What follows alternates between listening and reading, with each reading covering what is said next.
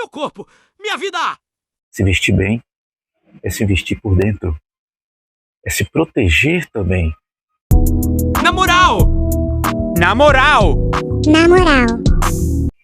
Na moral, a beleza feminina é algo natural. A mulher não precisa estar o tempo todo expondo o seu corpo, o dia todo, para todo lugar que vai, com a saia justa ou com um short curto. Tem um lugar para isso, ela pode até usar isso e fica bonito, fica lindo também.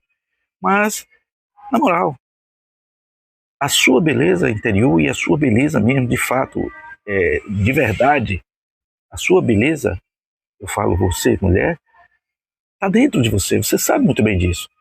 Né? E se valha melhor disso, seja mais inteligente nesse sentido. Na moral, se vestir bem é se vestir por dentro. É se proteger também. É isso aí.